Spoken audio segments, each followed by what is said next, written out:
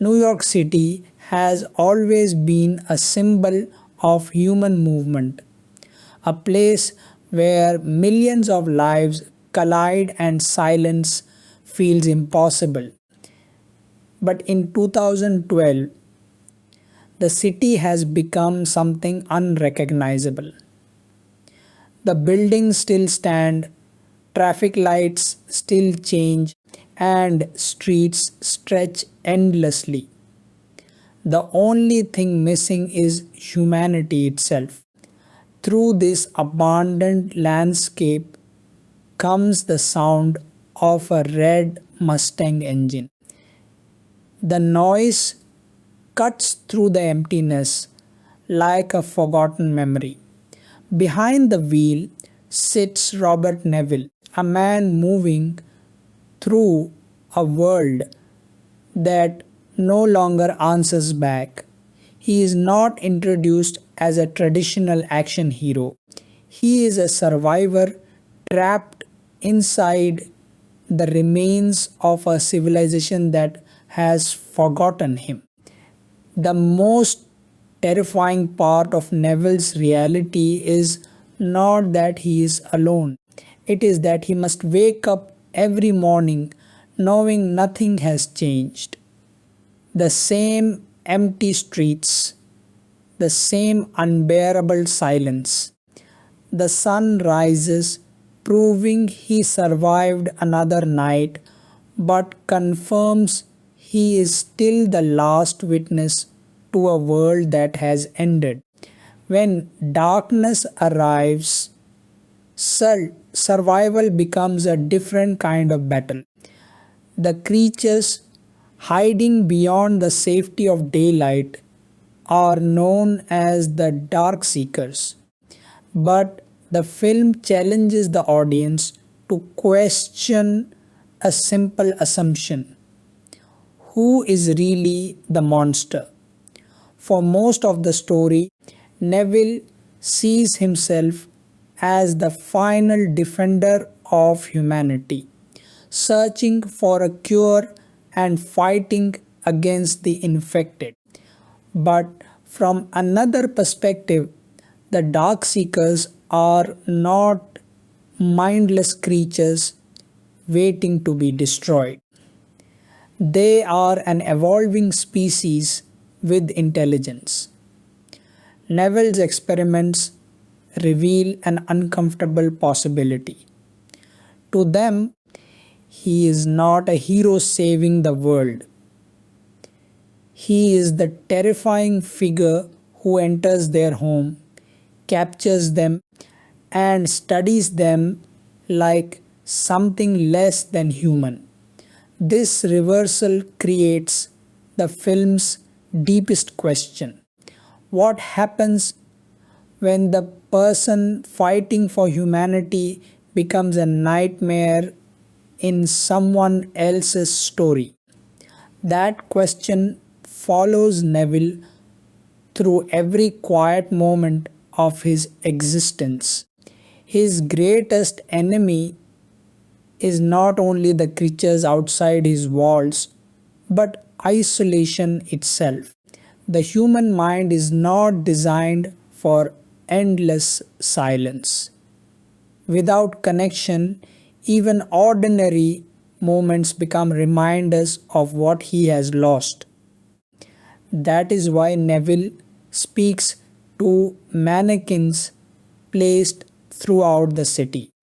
They are replacements for the voices and relationships that disappear overnight. He creates imaginary conversation because the alternative is accepting that nobody is left to answer him.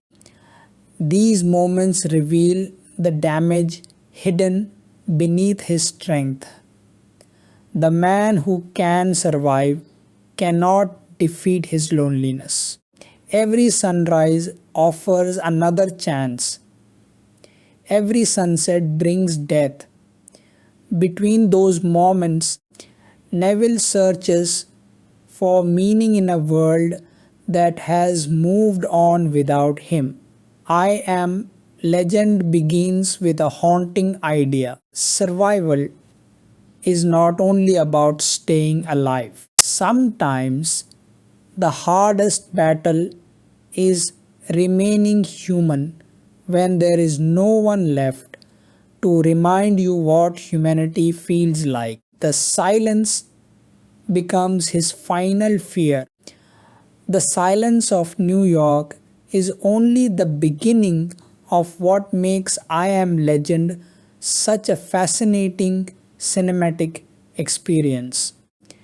Beneath its post apocalyptic surface lies a much more complicated story about fear, survival, identity, and the fragile line separating humanity from the unknown. Nearly 2 decades after its release, the film remains a cultural conversation because it never stopped asking uncomfortable questions. To understand why I Am Legend continues to resonate, we have to look beyond the abandoned streets and infected creatures. The journey begins with the film's long and difficult path to the screen. For years, the story existed in development limbo, passing through different versions, creative visions, and attempts to capture the psychological horror of Richard Matheson's original novel.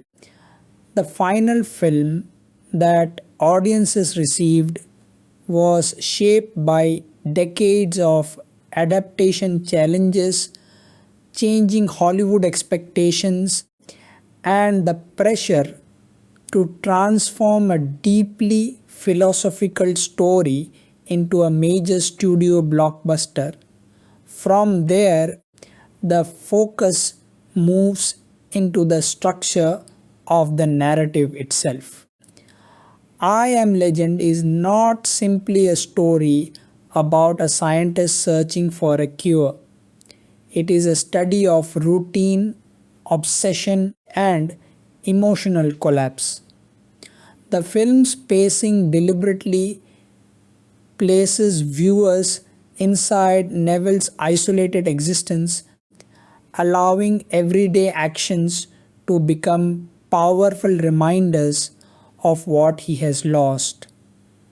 Hunting for supplies, recording messages, maintaining his home, and following strict survival rituals all reveal a man trying to create order in a world where order no longer exists. But the true heart of the film lies within Neville's psychology. His intelligence and determination keep him alive, yet those same qualities also trap him. His mission to restore humanity becomes inseparable from his inability to accept that the world he knew may never return. Through his relationship with memory, grief, and loneliness, the film explores what happens when purpose becomes the only thing preventing a person from falling apart. The Darkseekers also deserve a closer examination because they represent more than a simple threat. Their existence raises questions about evolution, morality, and perspective. Through their eyes, the traditional hero and monster dynamic begins to collapse. The film quietly challenges the viewers to consider whether survival automatically makes someone right or whether history is always written by whoever remains standing. This analysis will also examine I Am Legend through the lens of post 9/11 cultural anxiety, released during an era shaped by fears of global threats, isolation, and uncertain futures. The film reflects a society trying to understand what remains after catastrophe. The empty city is not just a setting, it becomes a visual representation of collective trauma and the fear of losing connection with others. Finally, we will explore the film's most debated element, its ending. The theatrical conclusion and the alternate ending create two completely different interpretations of Neville's journey. One presents him as a symbol of sacrifice, while the other forces audiences to reconsider everything they believed about him and the Darkseekers. With I Am Legend 2 bringing renewed attention to the alternate ending and its implications for the story's future, understanding this divide becomes more important than ever. The legacy of the film is not only found in what happened after the apocalypse, but in the questions it leaves behind about who deserves to be remembered as the hero. For many viewers, the first image of I Am Legend is impossible to forget. A completely abandoned Manhattan, a city that once represented energy, ambition, and human connection reduced to empty highways and silent buildings. It was a vision that felt almost impossible when the film arrived in 2007. New York was not supposed to look like this. The streets were supposed to be crowded. The skyline was supposed to represent life. Yet, the film transformed one of the busiest places on this earth into a haunting reminder of how quickly everything familiar can disappear. Part of what made this opening so powerful was the timing. I Am Legend arrived during an era when Will Smith was at the height of his global movie star dominance. The mid 2000s represented a period when audiences expected him to carry massive cinematic events from action blockbusters to emotional dramas. But unlike many of his previous roles, this was a performance built around silence.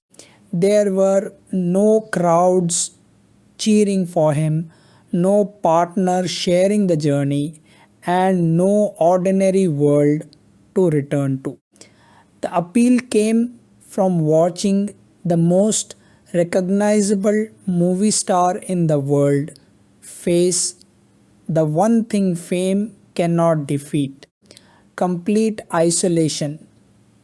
The film connected with a fear that exists beneath everyday life, the fear that the world we know can vanish without warning, losing a routine, losing familiar places, losing the simple comfort of seeing another person walking down the street. Neville's experience feels extreme, but the emotion behind it is universal. Everyone understands the strange feeling of being separated from normal life, even if only temporarily. Years later, global events after 2020 changed the way audiences viewed I Am Legend. Images of empty streets, abandoned public spaces, and people separated from one another suddenly felt less like science fiction and more like a disturbing reflection of reality. Neville's carefully controlled quarantine habits, his isolation behind closed doors, and his constant awareness of invisible danger gained a new level of emotional weight. What once seemed like a distant nightmare became connected to experiences many people had personally encountered. But one of the reasons I Am Legend rewards rewatching is that its world contains details hiding in plain sight. The abandoned city is not simply an empty backdrop. Every location tells a story. The overgrown streets suggest nature reclaiming human spaces. The missing crowds create questions about the final moments before civilization collapsed. The objects left behind quietly preserve traces of lives that disappeared. The production design turns Manhattan into a character of its own. A billboard, a forgotten vehicle, a damaged building, or a silent street corner can become a reminder that thousands of untold stories exist beyond Neville's personal tragedy. The city feels empty, but it never feels meaningless. And that is where the film's deeper layers begin to emerge.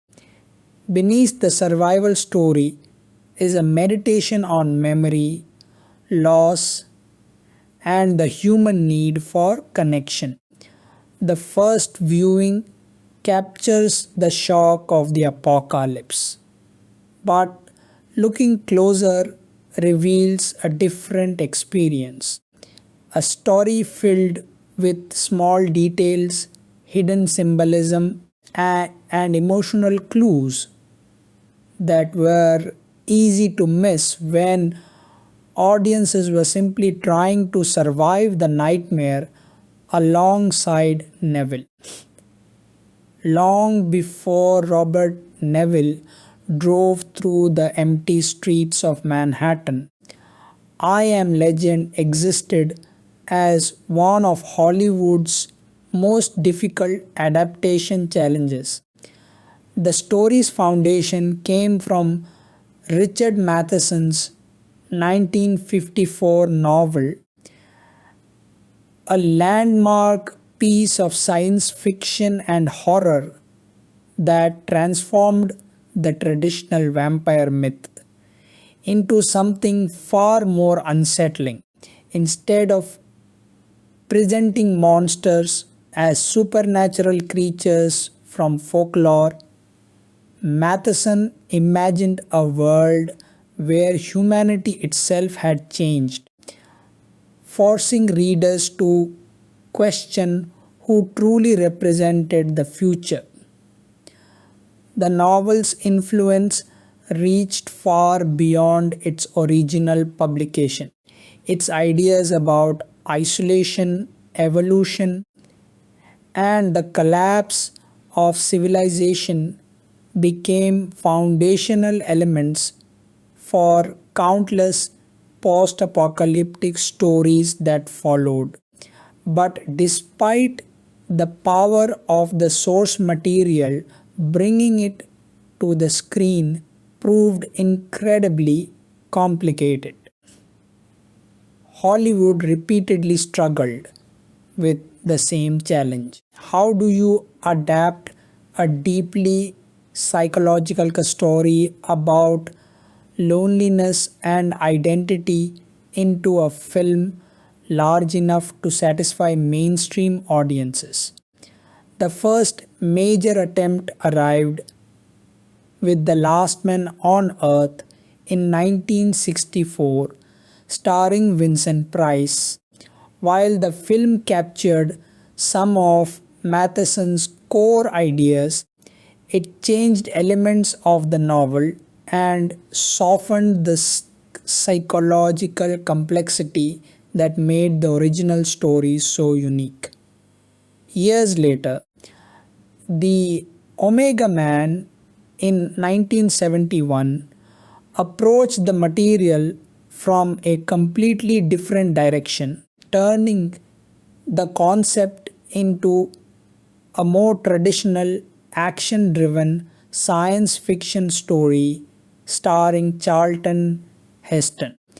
Each adaptation reflected the era it was created in, but neither fully captured the uncomfortable moral questions at the center of Matheson's work.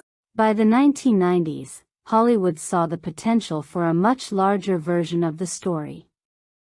One of the most ambitious attempts involved filmmaker Ridley Scott, who envisioned a darker, more atmospheric interpretation with Arnold Schwarzenegger attached to star. This version aimed to emphasize the horror and philosophical elements of the novel, creating a bleak portrait of a man trapped in a world where the definition of humanity had changed. However, Scott's vision became one of the major casualties of Hollywood's fear of risk. The script was considered too dark, too expensive, and too unconventional for a major studio release. The production required extensive visual effects, large-scale environments, and a tone closer to psychological horror than traditional blockbuster entertainment. At a time when studios were becoming increasingly cautious about enormous budgets, the project became difficult to justify financially. The failure of that version revealed one of the biggest obstacles surrounding I Am Legend. The story demanded both intimacy and scale. It needed to feel like a personal nightmare happening inside one person's mind, while also showing the destruction of an entire civilization. Balancing those two extremes became the central creative challenge. Eventually, the project moved through different writers, directors, and approaches before finding a new identity under filmmaker Francis Lawrence. Coming off Constantine, Lawrence brought experience with dark fantasy, visual atmosphere, and stories built around characters facing forces beyond their understanding. His interpretation moved away from the overwhelming bleakness of previous versions and focused more heavily on the emotional reality of Neville's existence. One of the biggest creative decisions was changing the primary location from Los Angeles to New York City.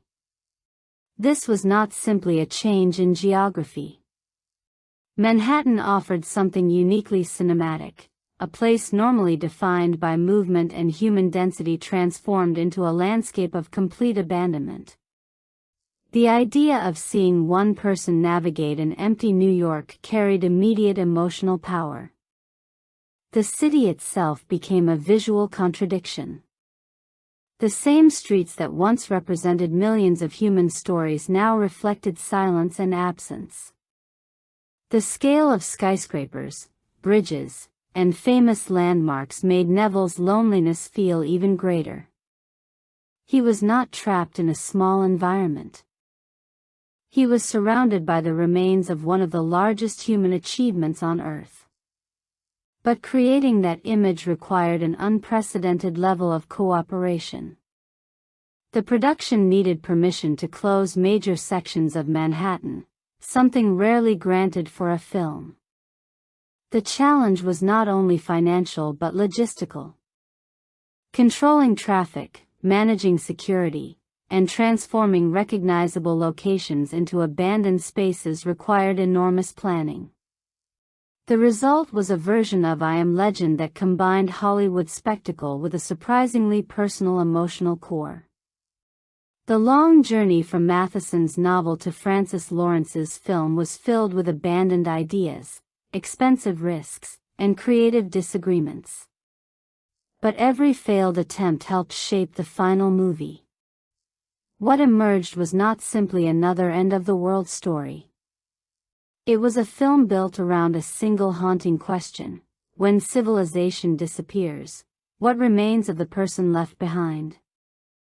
And to answer that question, the production first had to create a world where humanity itself felt like a memory.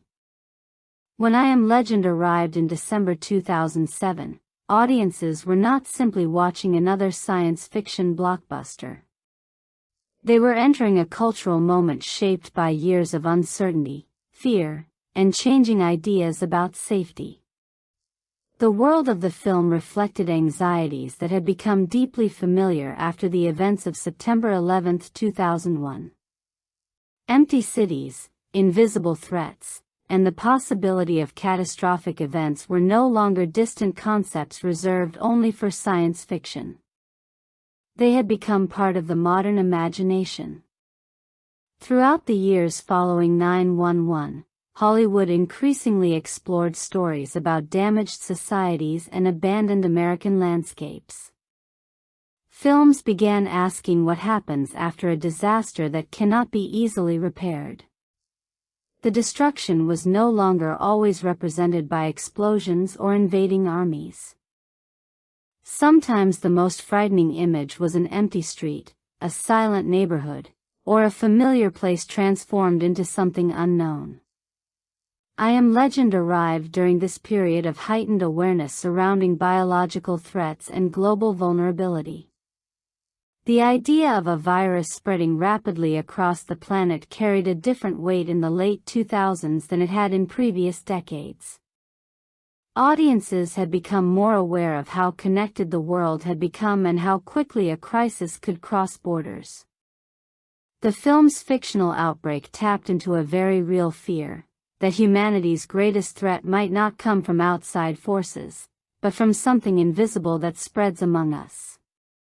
Yet despite its dark themes, Warner Bros. Positioned I Am Legend as a major holiday event.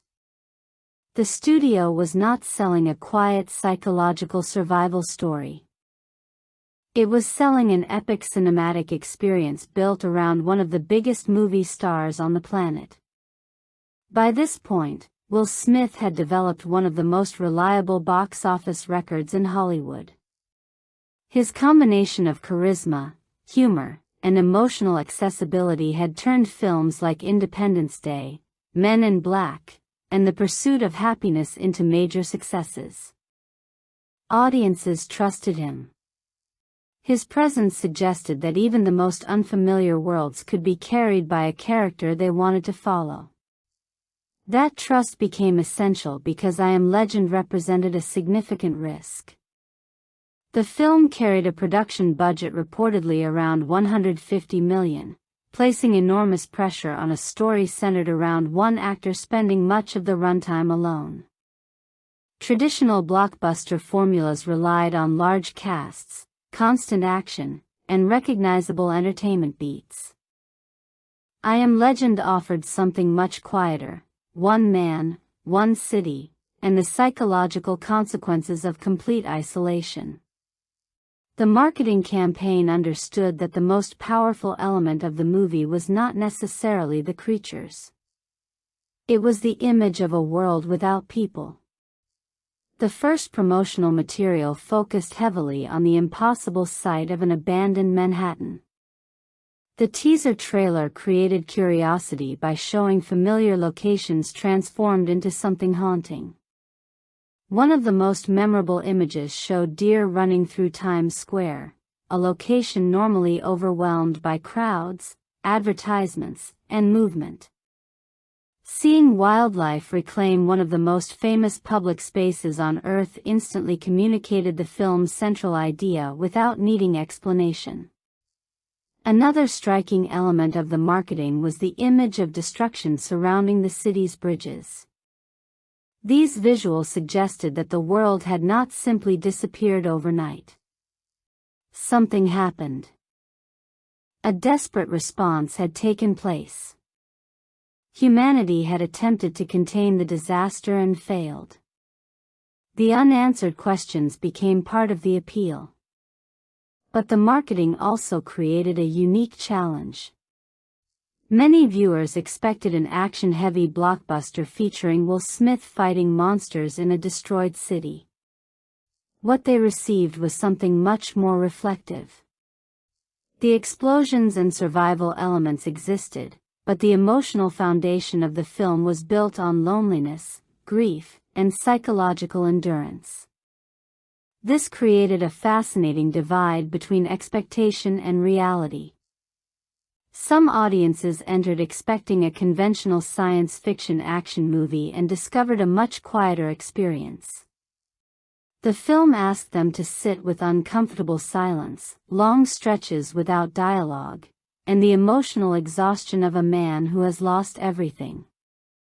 That contrast became one of the defining aspects of I Am Legend's identity. It was marketed as a story about surviving monsters, but beneath the surface was a story about surviving yourself. The world outside Neville's walls was dangerous, but the emptiness inside them was just as powerful. The film's release represented a collision between Hollywood spectacle and intimate character drama.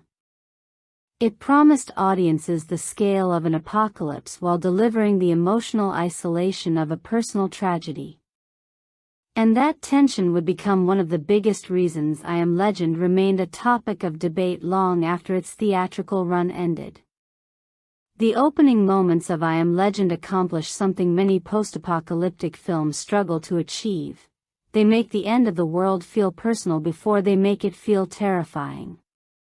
Instead of beginning with the destruction itself, the film begins after everything has already fallen apart. The audience is not shown the chaos of civilization collapsing. They are placed directly inside the aftermath, where the true horror is not the disaster, but the silence left behind. Through an old broadcast recording, the film provides the final warning from a world that no longer exists. Dr. Alice Crippen's discovery was originally presented as humanity's greatest medical breakthrough. A genetically engineered virus designed to cure cancer appeared to eliminate one of the most devastating diseases on Earth. It was a moment that represented scientific achievement and human hope. But the same invention that promised salvation became the cause of extinction. The Crippen virus mutated into something uncontrollable, spreading rapidly and transforming the population into infected beings known as dark seekers. The irony is what makes the setup so disturbing. Humanity was not destroyed by an enemy trying to destroy it. It was nearly erased by an attempt to save it.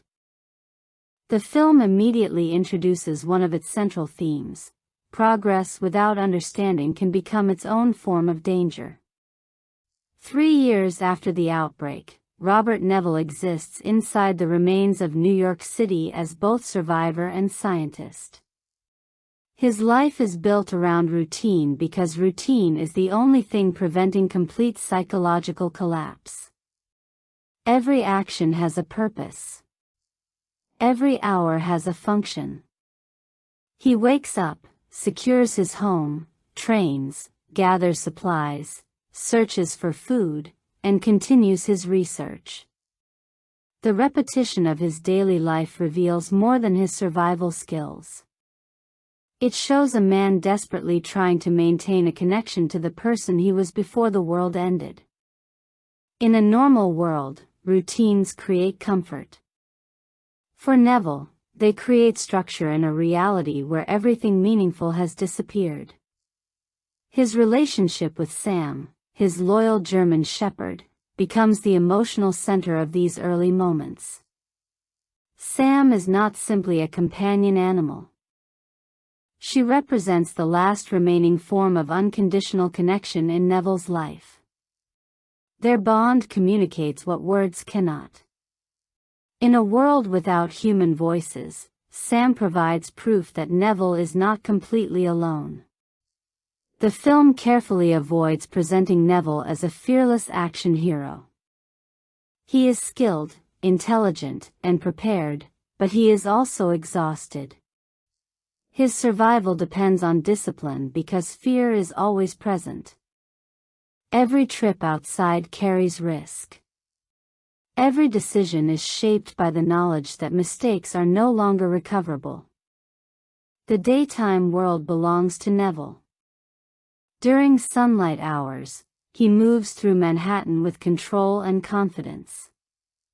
He hunts deer roaming through abandoned streets, searches empty buildings for supplies, and continues broadcasting emergency messages across radio frequencies, hoping that someone, somewhere, is still listening. These broadcasts are some of the most heartbreaking parts of his routine. Neville speaks into the emptiness, repeating the same message and offering the same meeting point. It is not only a survival strategy. It is an act of faith. Every transmission represents his refusal to accept that humanity has completely vanished. The world around him tells a different story. The production design transforms New York into a visual representation of absence. Overgrown roads show nature reclaiming spaces once controlled by humans. Abandoned military checkpoints reveal desperate attempts to contain the outbreak. Silent apartment buildings become reminders of thousands of lives interrupted without closure. The film does not need constant explanation because the environment tells the story. A forgotten vehicle, a damaged structure, or an empty street corner creates questions about what happened in the final moments before civilization collapsed. The city feels like a graveyard, but one filled with memories rather than bodies. However, the illusion of control begins to break when Neville encounters something impossible. While hunting during the day, he notices an infected deer moving through the abandoned streets. At first, the moment appears ordinary within this new world. Animals have returned to places once dominated by humans. But then the situation changes. The deer is suddenly pulled away, dragged into the darkness of a nearby building by an unseen force. Neville stops and watches as the creature disappears into a place where sunlight cannot reach. The discovery changes everything because it reveals that the Dark Seekers are not simply hiding. They are observing. They are adapting. Even during the hours when Neville believes he has complete control, danger is closer than he realizes. The building stands like a warning. Daylight may belong to him, but the darkness belongs to something else. This moment quietly establishes the true conflict of I Am Legend. Neville is not just fighting creatures outside his home. He is living inside a fragile balance where every sunrise offers temporary safety and every sunset reminds him that he is still surrounded by a world that has evolved beyond him. For most of his existence after the outbreak, Robert Neville has built his entire life around control. He understands the rules of his world. Daylight provides safety. Darkness brings death. The infected remain hidden until night arrives, and Neville survives by respecting the boundaries between himself and the creatures outside. But survival becomes complicated when emotion enters the equation. The moment Sam runs into the darkened building after the infected deer, Neville faces a choice that reveals the person beneath the survival tactics. From a purely logical perspective, entering that building is almost impossible to justify. The darkness represents everything he fears. It is the territory of the Dark Seekers, a place where his weapons, intelligence, and preparation may not be enough. Yet Sam is not simply a dog. She is the last living connection Neville has to another creature capable of understanding him. Losing her would mean losing the final piece of companionship remaining in his world. This is where I Am Legend separates Neville from a typical post-apocalyptic protagonist. Many survival stories focus on characters becoming emotionally detached because attachment creates weakness. Neville proves the opposite. His attachment is the reason he risks everything. The same humanity that makes him vulnerable is also what prevents him from becoming empty. Entering the building becomes his true crossing into the unknown. The darkness inside is completely different from the abandoned streets outside. During the day, Neville moves through the city as if he owns it. He knows every road, every location, every potential resource. But inside this building, those advantages disappear. The environment belongs to the Dark Seekers. The film uses this sequence to shift the audience's understanding of the infected. Until this point, they have existed mostly as a distant threat. They are heard through sounds in the night, glimpsed in shadows, and understood through Neville's fear. But inside the building, they become real. The darkness creates uncertainty. Every corner could hide danger. Every movement could be the final mistake. Neville is forced into a situation where the hunter becomes the hunted. This encounter reveals the terrifying physical reality of the Dark Seekers. They are not random monsters attacking without purpose.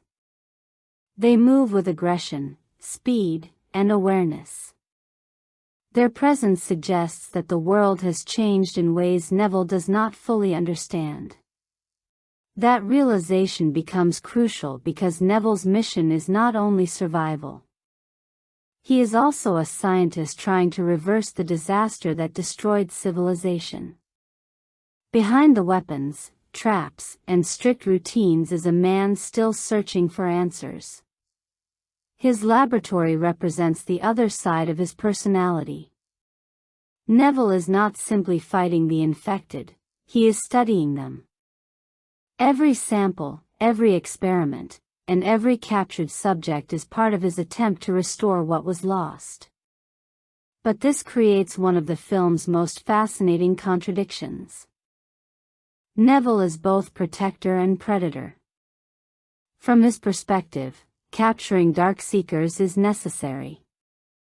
They are the result of a virus that wiped out humanity, and finding a cure is the only path toward rebuilding civilization. Yet the film quietly asks the audience to consider the other side. The infected are not just obstacles. They are living beings, and Neville's experiments raise uncomfortable questions about where survival ends and cruelty begins. This complexity becomes clearer through the memories of the life he lost. The flashbacks introducing his wife Zoe and daughter Marley reveal the emotional foundation behind Neville's obsession. Before the collapse, he was not just a scientist. He was a husband and father. The chaos of the Manhattan evacuation destroyed the normal world he understood, leaving him with a personal loss connected directly to the outbreak. These memories are not simply explanations of his past. They show why Neville refuses to stop. His research is not only about saving strangers he may never meet. It is also an attempt to give meaning to the loss of his family. The tragedy is that his greatest strength and greatest weakness come from the same place. His love pushes him forward, but his inability to let go keeps him trapped inside a mission that may no longer have a clear purpose. After years of searching, Neville finally takes a major step toward his goal.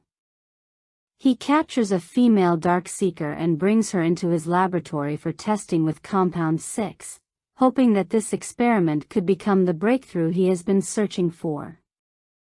But this achievement comes with consequences. The capture does not happen unnoticed. The alpha male Dark Seeker, the powerful leader of the infected, recognizes what Neville has done. To Neville, the event is a scientific necessity. To the dark seekers, it is an attack. The balance between predator and prey begins to change. For the first time, Neville's actions create a direct response from the world he has been studying. He believes he is moving closer to saving humanity, but he does not realize that he has also declared himself a threat to another society trying to survive. The line between hunter and hunted is becoming impossible to separate.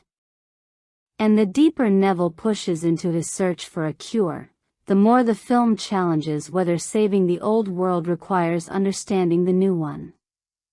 Inside the walls of his underground laboratory, Robert Neville continues fighting a war that only he believes can still be won. Above him, New York remains a silent graveyard.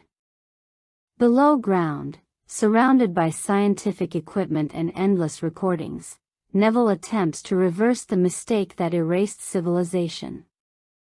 His laboratory represents the last remaining connection between the world that existed and the world that replaced it. Every experiment carries the hope that humanity was not truly lost. But it also reveals the emotional burden of his mission. Neville is no longer simply searching for a cure because it is the logical thing to do. He is searching because accepting failure would mean accepting that everything he lost cannot be recovered. The experiments begin with infected rats, allowing Neville to study how the virus behaves and whether Compound 6 can restore normal biological functions. These sequences reveal his patience and determination. He does not rush toward a miracle. He repeats the process, observes results, and adjusts his approach.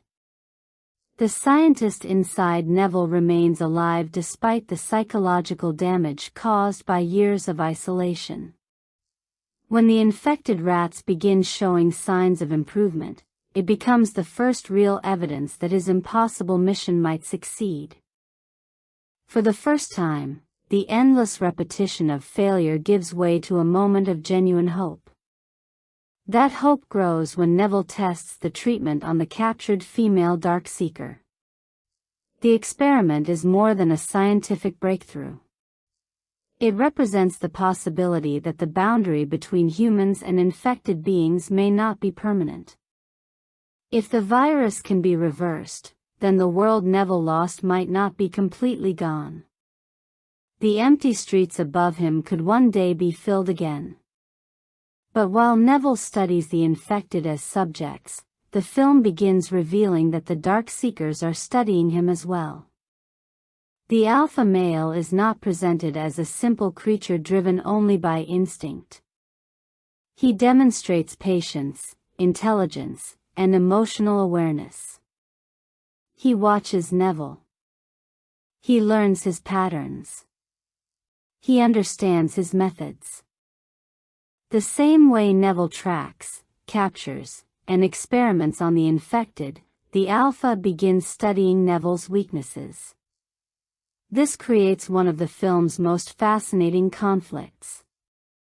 Both sides believe they are responding to a threat.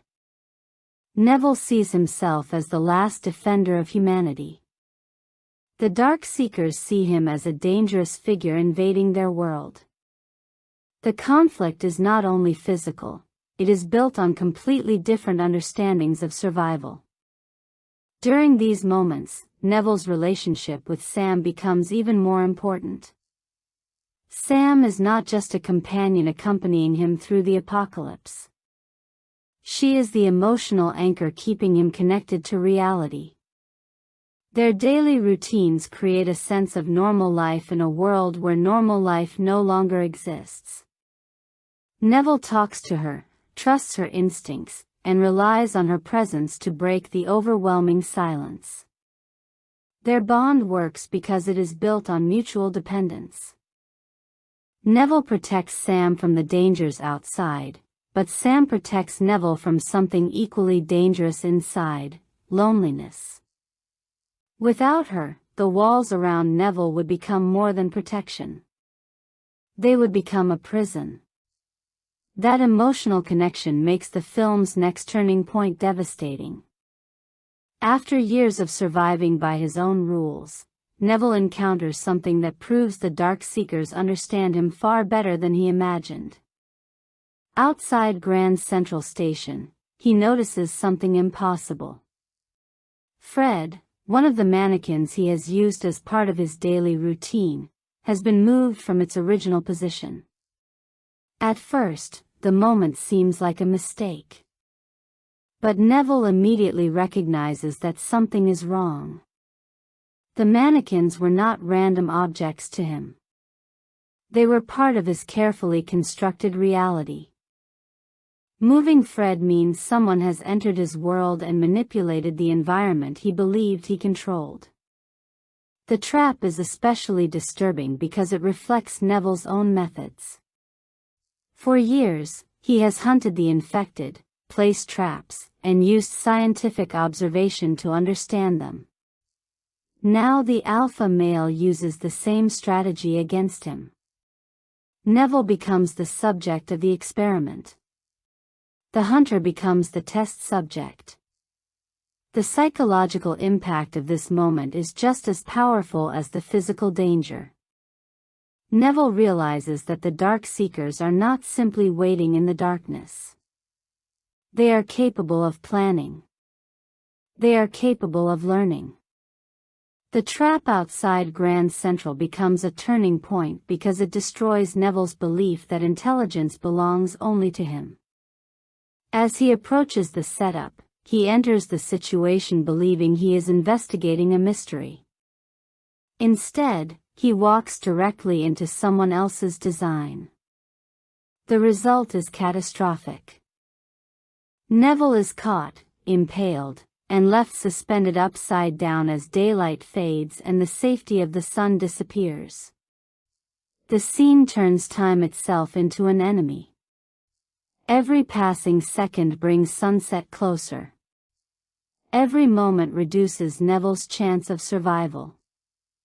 The rules that have protected him for years begin collapsing around him. But the greatest loss comes after he escapes. Sam, the companion who carried him through years of isolation, is infected during their encounter with the Darkseekers. Neville desperately attempts to save her, repeating the same process he has used countless times in his laboratory. He searches for a cure.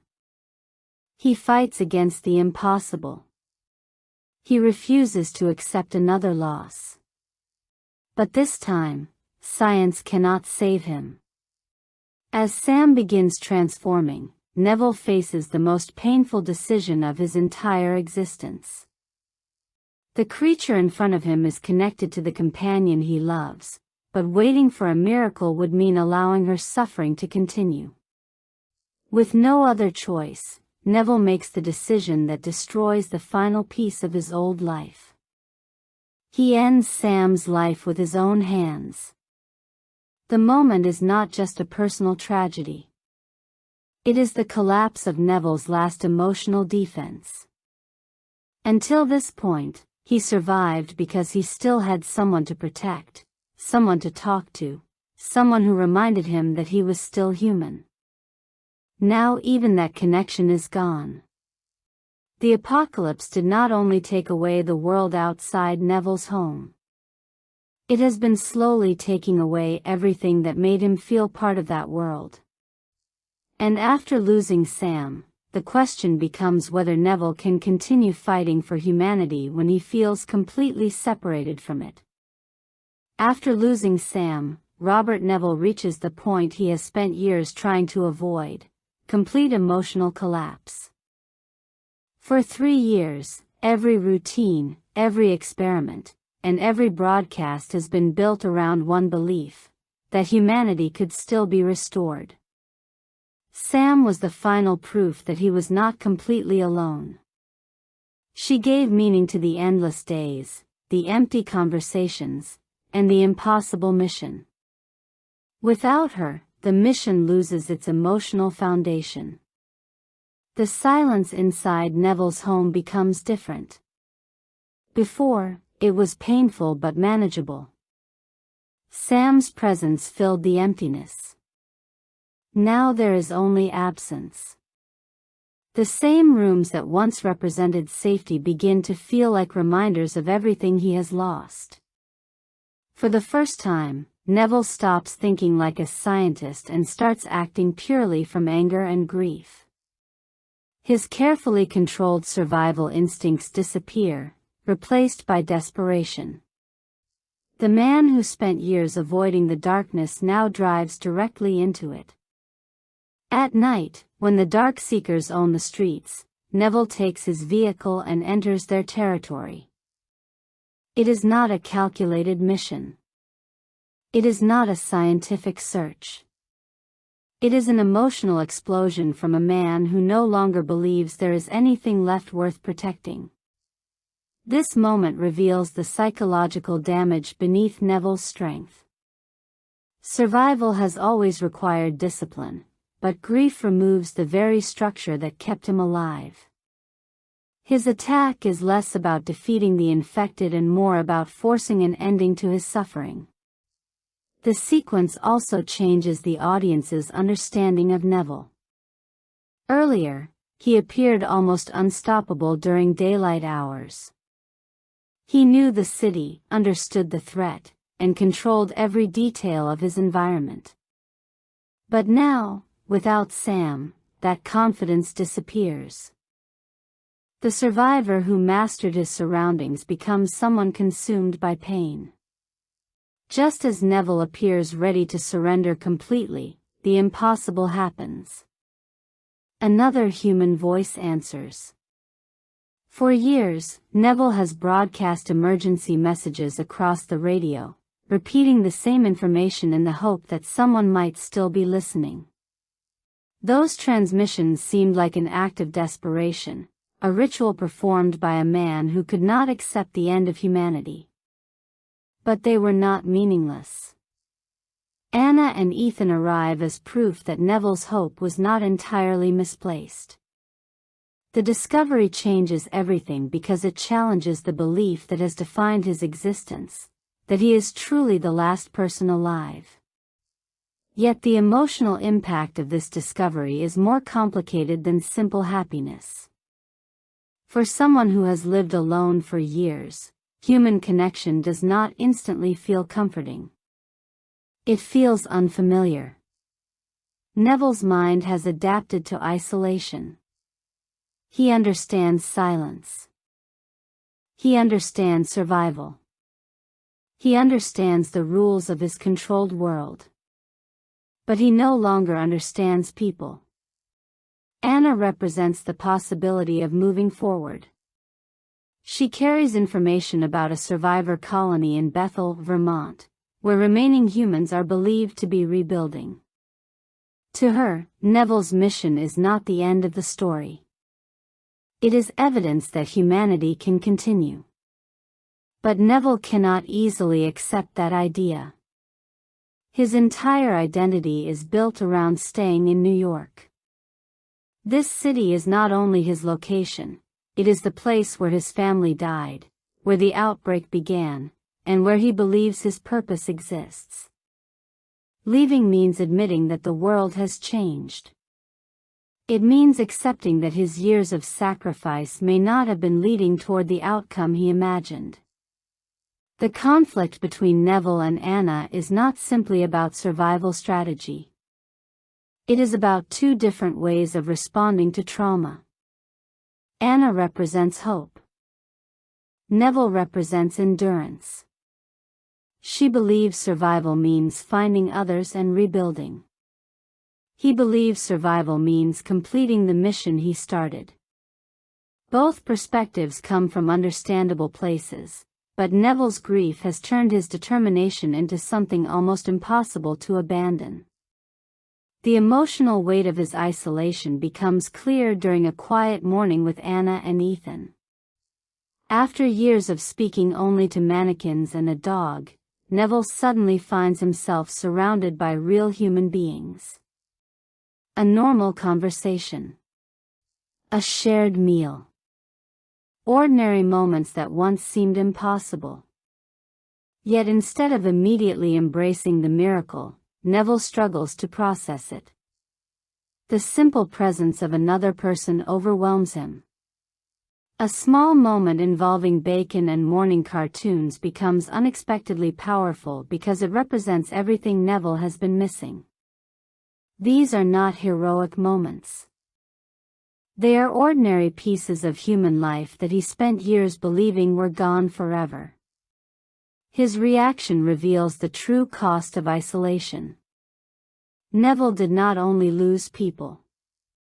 He lost the ability to live normally with them. The emotional walls he built to survive have become barriers preventing him from reconnecting. For a brief moment, it appears that Neville may finally have what he needed all along: companionship, purpose, and the possibility of a future. But the world outside has not forgotten him. The Dark Seekers have followed Anna. The same intelligence Neville underestimated now turns against him. The alpha male tracks the location of Neville's home, leading the infected directly to the place he believed was his final sanctuary. The fortress that protected him for years becomes the target of an approaching attack. And the cruel irony is impossible to ignore. Neville spent years studying the Dark Seekers, capturing them, and trying to understand their weaknesses. But now they have learned his. The final battle will not simply determine whether Neville survives.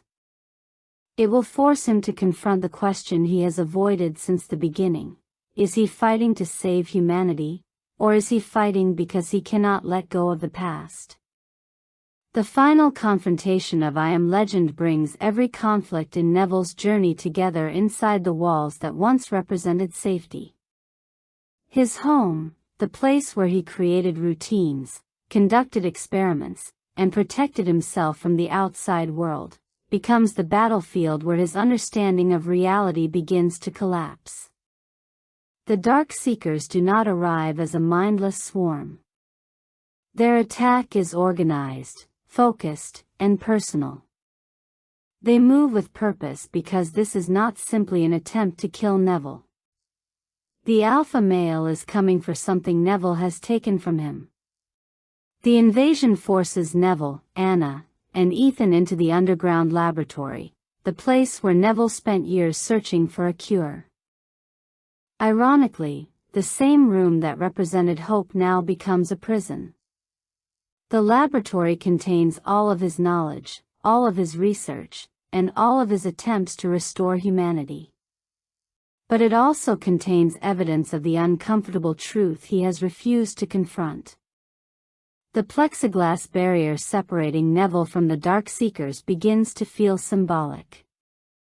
Throughout the film, Neville has viewed himself as the observer and the infected as the subjects. He stood behind glass, studying their behavior, examining their bodies, and searching for a way to reverse their condition. Now the roles have changed. The Dark Seekers are no longer distant creatures under examination.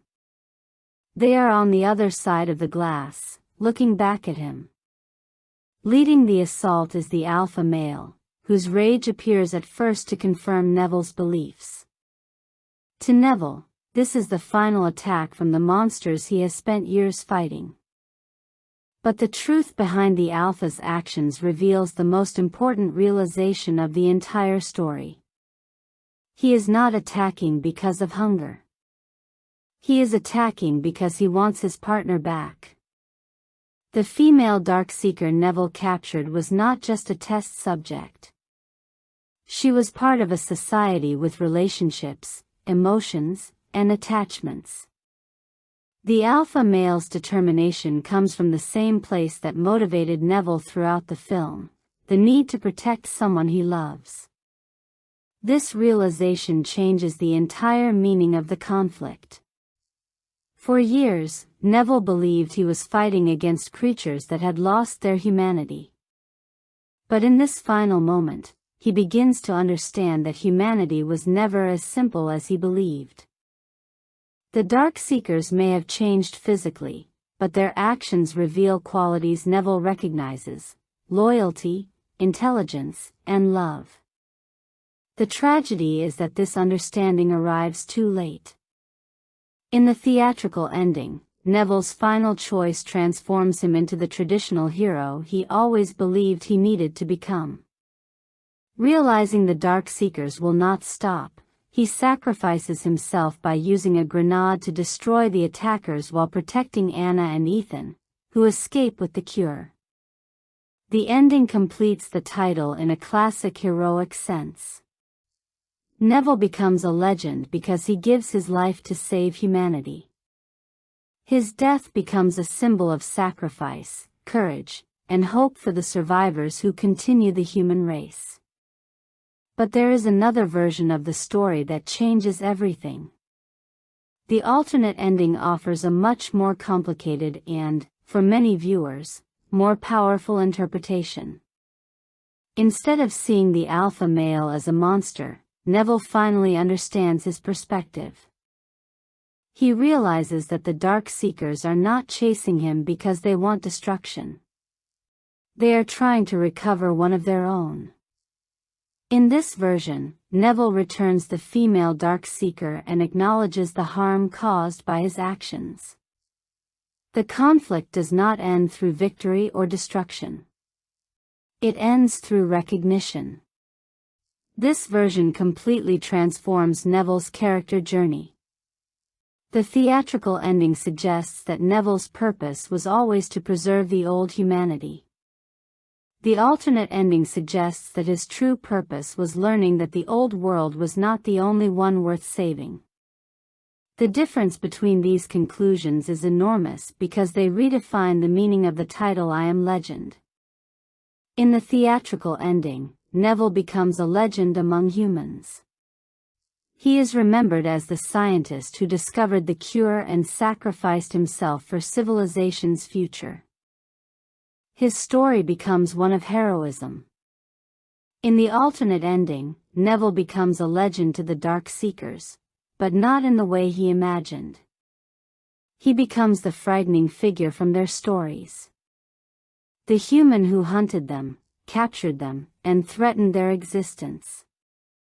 The monster hiding in the darkness of their world. This interpretation creates a much more complex reflection on perspective. A legend is not always someone admired. Sometimes a legend is someone feared. The alternate ending forces viewers to reconsider everything they watched before.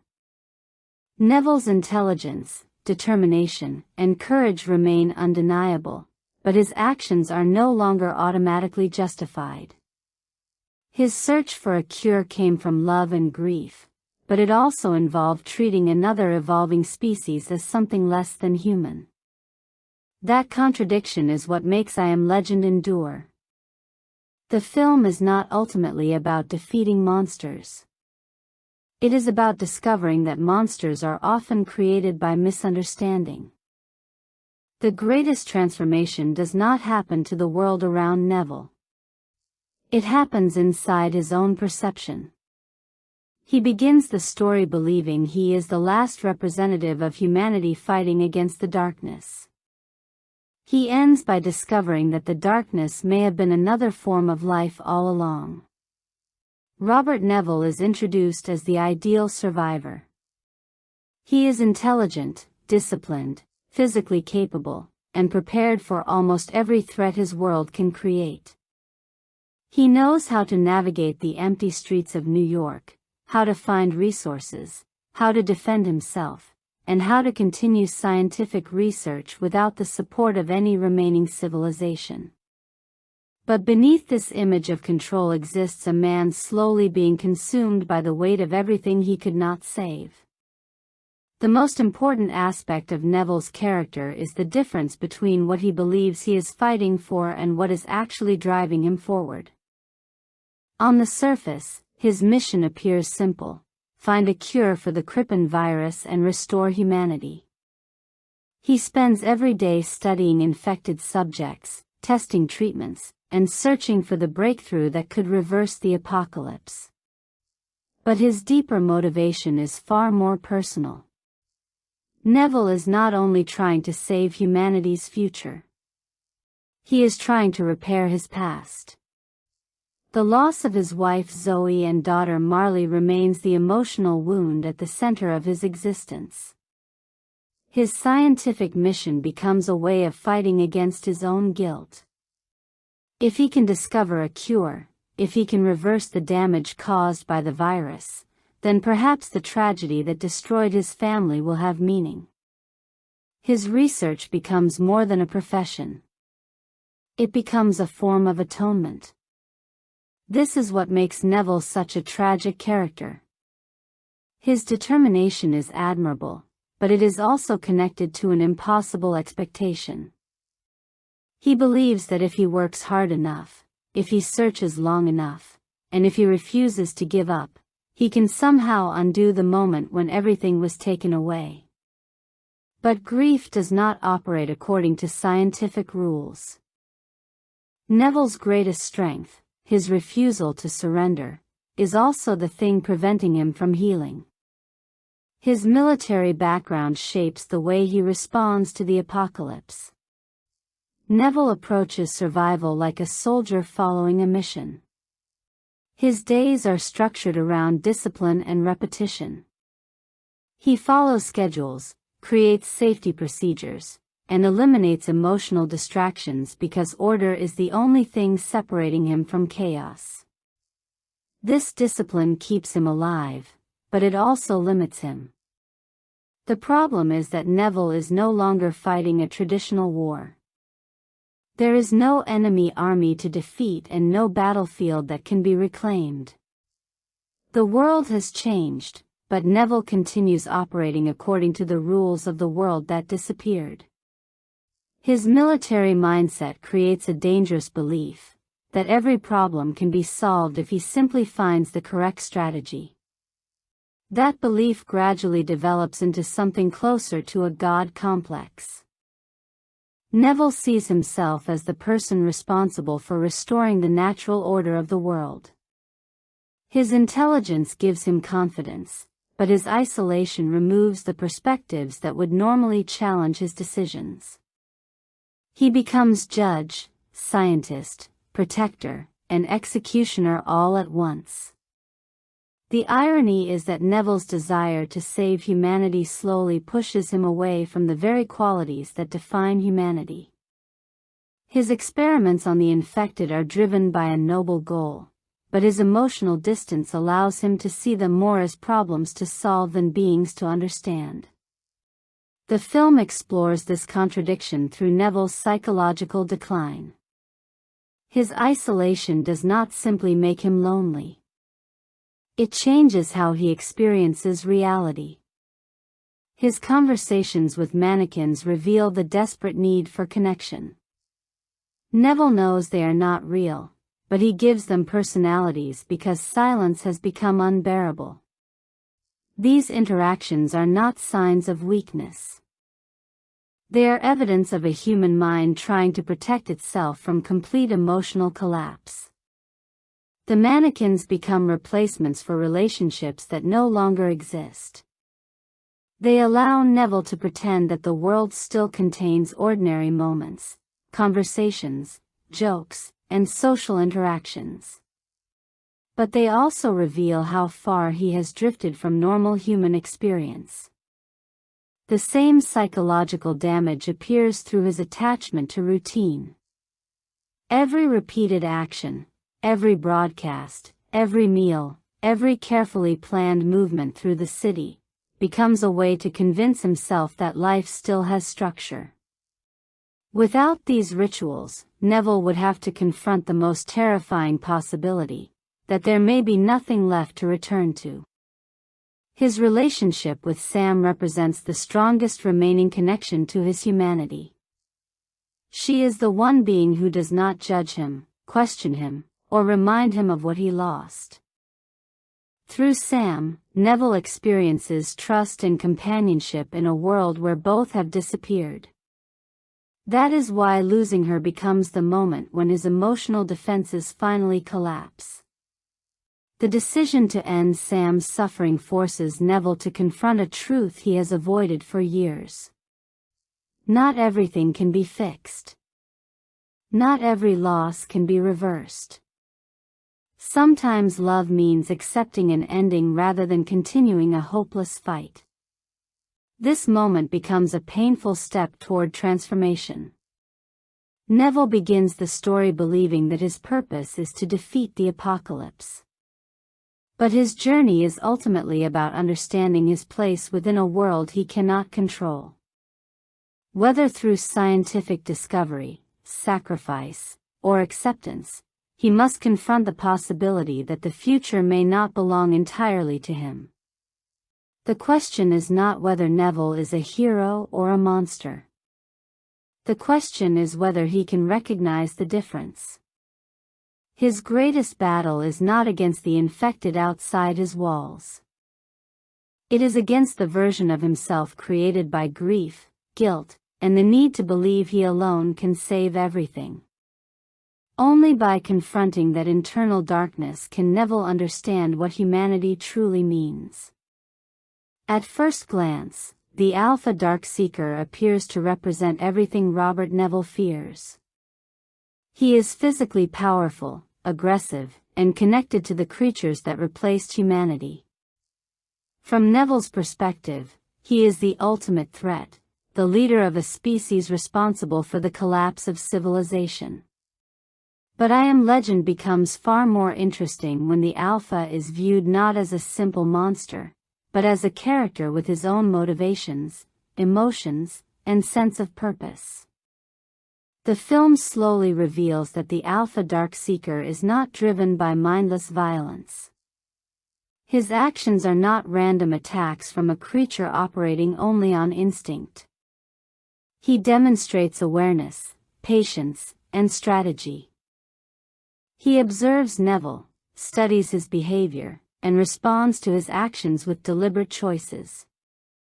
The most important discovery is that the Alpha is motivated by the same force that has controlled Neville throughout the entire story: love.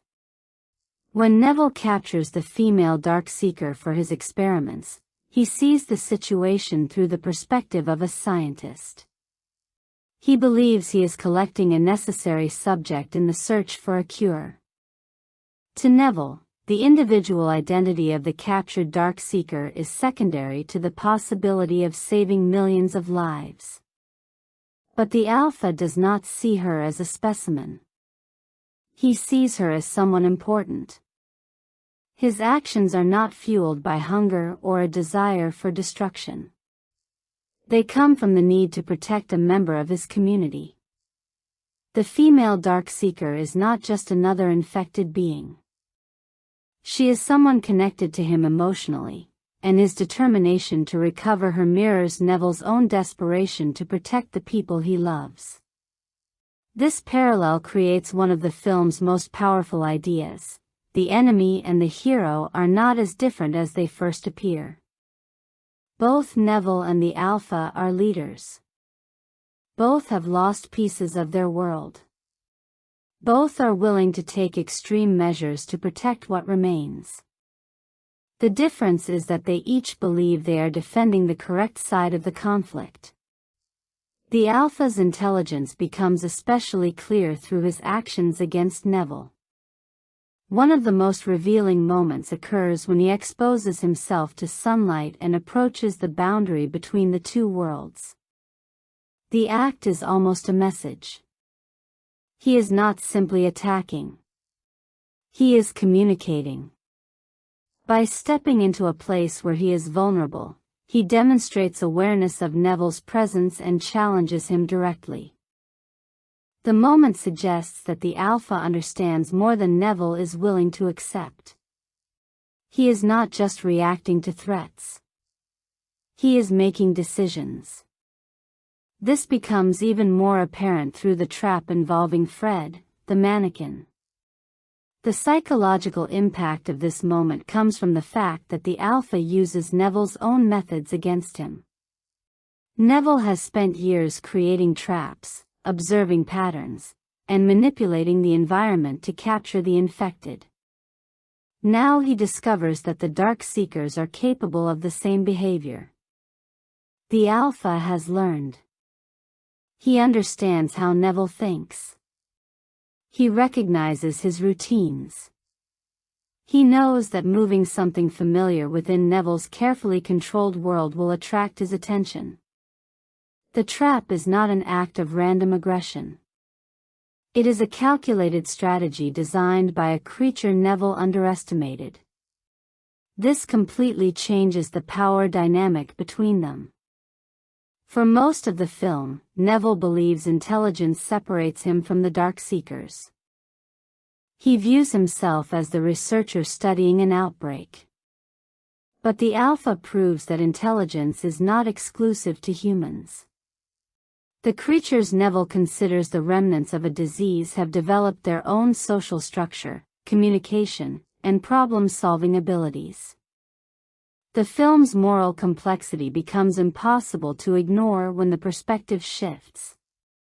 If Neville captures Dark Seekers from their environment, experiments on them, and treats them as threats, then who is truly invading whose world? To Neville, the infected are monsters that destroyed humanity. To the Dark Seekers, Neville may be the dangerous figure kidnapping their people and attacking their community. This does not erase the suffering caused by the outbreak. The Dark Seekers exist because of a catastrophic event that devastated human civilization. But the film challenges the assumption that one tragedy automatically makes one side completely innocent and the other completely evil. The Alpha Dark Seeker functions as Neville's dark reflection. Both characters are shaped by loss. Both are driven by responsibility. Both refuse to abandon someone they love. The difference is that Neville sees himself as the last defender of humanity, while the Alpha sees himself as the protector of a new world. Their conflict is not simply human versus monster. It is two survivors fighting for the future of their own species. That is what makes the Alpha such a compelling antagonist. He does not represent evil in its simplest form. He represents a terrifying possibility, that the creature we fear may have its own reasons, its own emotions, and its own understanding of right and wrong. In another story, Neville might have been the hero and the Alpha might have been the villain. But I Am Legend asks a much harder question. What if both sides are fighting for the same thing, and neither side realizes it? Although I Am Legend is often remembered as a film built around one man's isolation, its emotional power comes from the relationships that surround Robert Neville. Even when most of those relationships exist through memory, imagination, or brief encounters, each one represents a different part of Neville's humanity. The film's supporting characters are not simply there to move the story forward. They function as emotional markers, showing what Neville has lost, what he still holds on to, and what he must eventually learn to accept. The most important relationship in Neville's life is the one he shares with Sam. In a world without human voices, Sam becomes more than a companion. She becomes Neville's connection to reality itself. Their relationship works because it is built without explanation. The film does not need long conversations or dramatic declarations to show their bond. A look between them, a shared routine, or the simple act of Sam following Neville through the empty streets communicates years of trust. Sam understands Neville's emotions in a way that no scientific discovery can replace. She does not care about his failures, his obsession, or the weight of his mission. She provides something Neville desperately needs, a reminder that he is still capable of giving and receiving love. Their connection also reveals the tragedy of Neville's situation.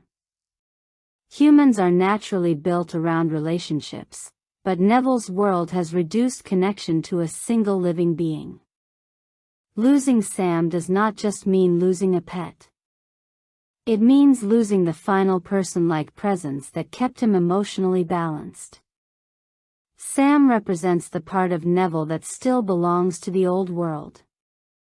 Anna, by contrast, represents the possibility of a new one. When she enters Neville's life, she challenges almost everything he believes. Neville is a scientist who trusts evidence, observation, and measurable results. Anna approaches the apocalypse through faith, believing that survival may be part of a larger purpose. Their conflict is not simply scientific versus religious. It is two different responses to trauma. Neville looks backward. His entire existence revolves around restoring what was destroyed. His goal is to recreate the world that existed before the outbreak. Anna looks forward. She believes the future does not need to look exactly like the past. Humanity can continue, even if the world has changed forever. This difference creates emotional friction between them, but it also makes their relationship meaningful. Anna represents a perspective Neville has lost, the ability to believe in something beyond his own mission. Her faith challenges Neville's belief that everything must be solved through his own efforts. For years, he has carried the responsibility of saving humanity alone. Anna introduces the possibility that survival is not always about control. Sometimes it is about trust. Ethan represents something even more fragile, innocence. Unlike Neville, Ethan has not spent years carrying the psychological burden of the apocalypse.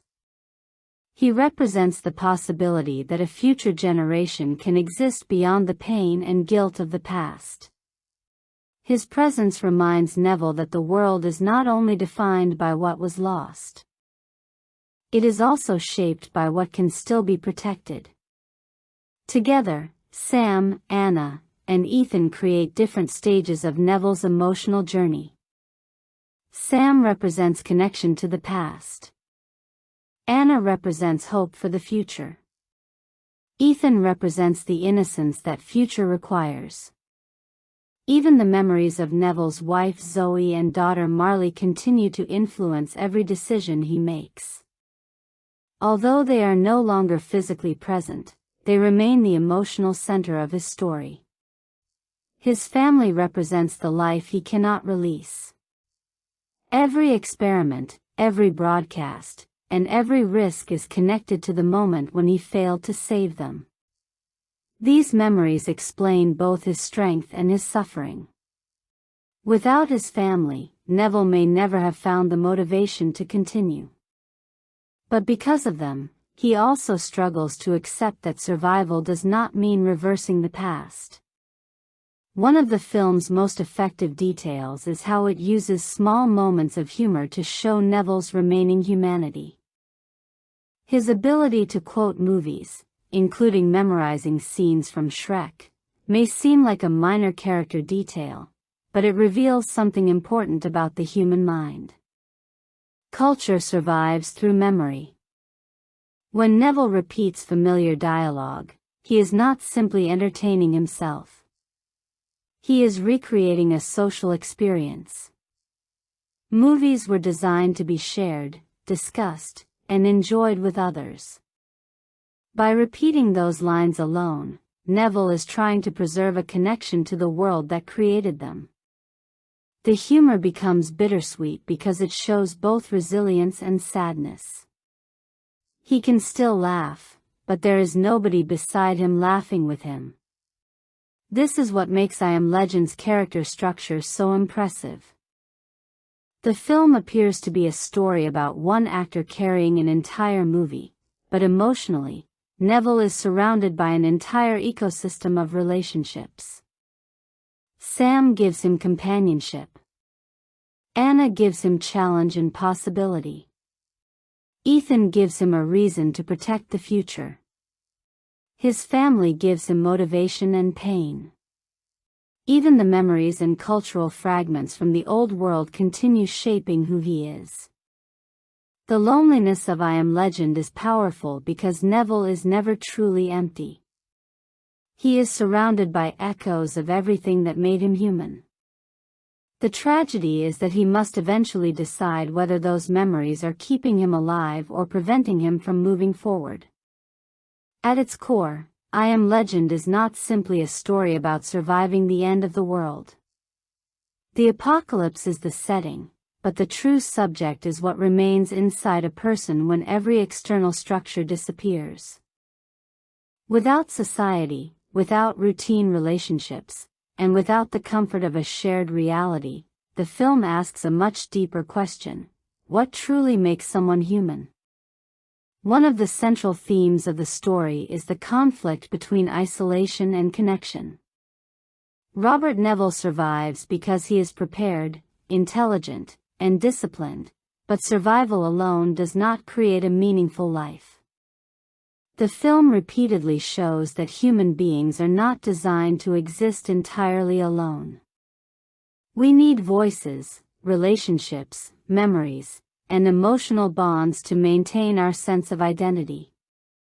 Neville's greatest struggle is not finding food or avoiding the Dark Seekers.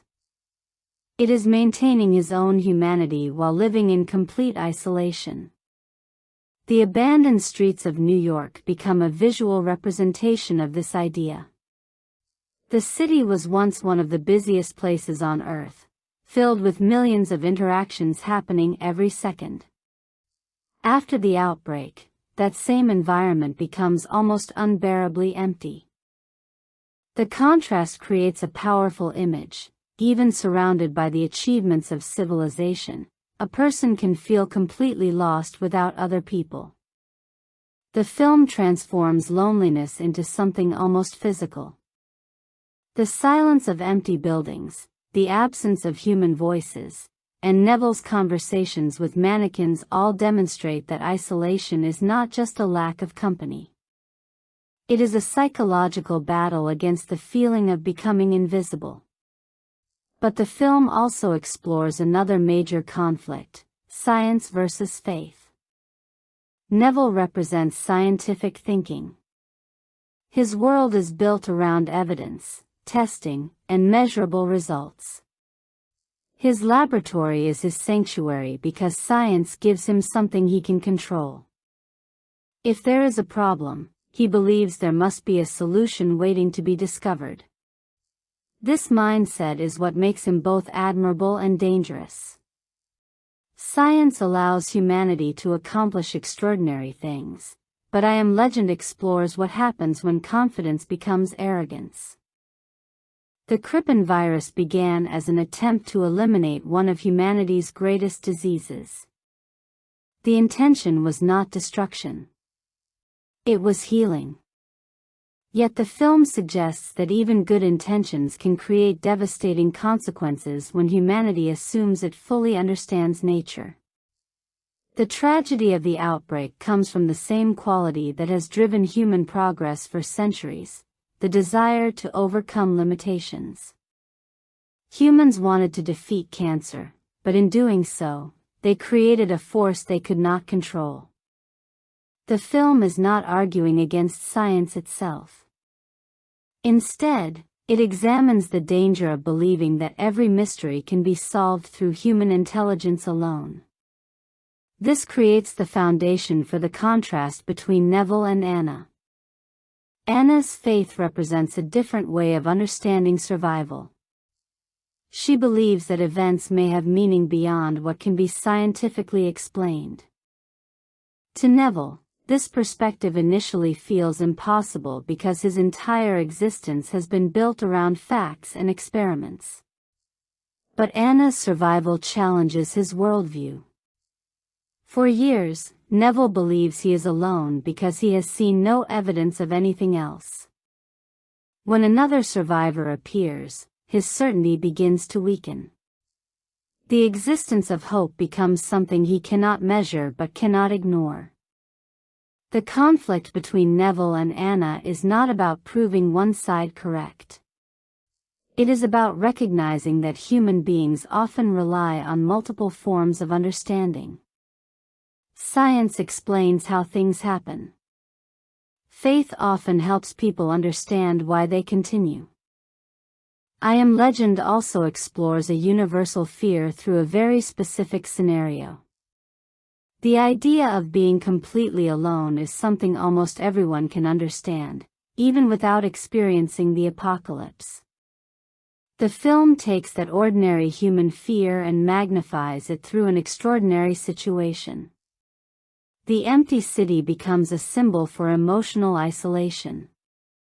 The loss of civilization reflects a deeper fear, losing the connections that make life meaningful. This is why the film continues to resonate. The audience may never face a world without other people, but everyone understands the fear of separation, loss, and uncertainty. Ultimately, I Am Legend asks whether humanity is defined by survival, intelligence, or physical existence. The film suggests that being human is not simply about staying alive. It is about empathy, connection, and the ability to recognize value beyond ourselves. Neville begins the story trying to save humanity through science. But the journey forces him to confront a harder truth: humanity cannot survive through knowledge alone. It survives through understanding. One of the greatest strengths of I Am Legend is that the film communicates many of its deepest ideas without relying on dialogue. The story is built around absence, and the visuals constantly remind the audience of what has disappeared. Every location, color choice, and recurring image carries emotional meaning, transforming the abandoned city into a reflection of Robert Neville's internal world. The most immediate visual contrast in the film comes from the relationship between light and darkness. During the day, New York exists under warm, golden sunlight. The streets are bright, open, and almost peaceful. Neville moves through the city with confidence because sunlight represents safety and control. The natural light creates the illusion that the world is still beautiful, even though humanity has vanished from it. But beneath that beauty is a sense of emptiness. The sunlight does not restore what was lost. It only reveals the scale of the destruction. Empty roads, abandoned buildings, and forgotten objects become more visible under the brightness. The daylight world belongs to Neville, but it is also a constant reminder that he is walking through the remains of a civilization that no longer exists. When night arrives, the visual language changes completely. The world becomes cold, dark, and unpredictable. The shadows where the dark seekers hide are not simply places without light. They represent the unknown, the fear of what humanity cannot control. The darkness creates a feeling that something is always watching, waiting, and adapting. This contrast mirrors the central conflict of the film. Neville believes he represents light, reason, and human intelligence. The dark seekers represent the darkness of the unknown. But as the story develops, that symbolism becomes more complicated. The darkness is not necessarily evil, and the light is not always morally pure. The film also uses recurring imagery to connect the personal and the universal. One of the most important symbols is the butterfly. For Neville, butterflies are connected to his daughter Marley and the memories of his family. They represent innocence, beauty, and a moment from the life that existed before the apocalypse. But the butterfly also carries a larger symbolic meaning. It represents transformation, change, and the idea that something can emerge from destruction in a new form. This symbolism becomes especially powerful because the entire story revolves around transformation. Humanity has changed because of the virus. The world has changed because of the outbreak. Neville himself changes through his experiences. The butterfly suggests that change is not always the same as destruction. Sometimes transformation means becoming something different. The image also connects with ideas of fate and divine intervention. Throughout the film, Neville struggles between believing everything can be controlled through science and accepting that some events may exist beyond human understanding. The butterfly becomes a visual reminder that life often follows patterns people cannot fully explain. Another powerful visual motif is the overgrown vegetation throughout Manhattan. The abandoned streets are not empty in a traditional sense. They are being reclaimed. Grass grows through roads, plants spread across buildings, and nature begins returning to spaces that humans once dominated. This imagery represents more than the passage of time. It suggests that human civilization, despite its incredible achievements, is not permanent. The city that once represented human power is slowly being transformed by the natural world. The film creates a quiet reversal. Humans spent centuries reshaping nature to serve their needs. Now nature begins reshaping the remains of humanity. The city itself becomes a symbol of human ambition and human vulnerability. Even the background details throughout the film contribute to this larger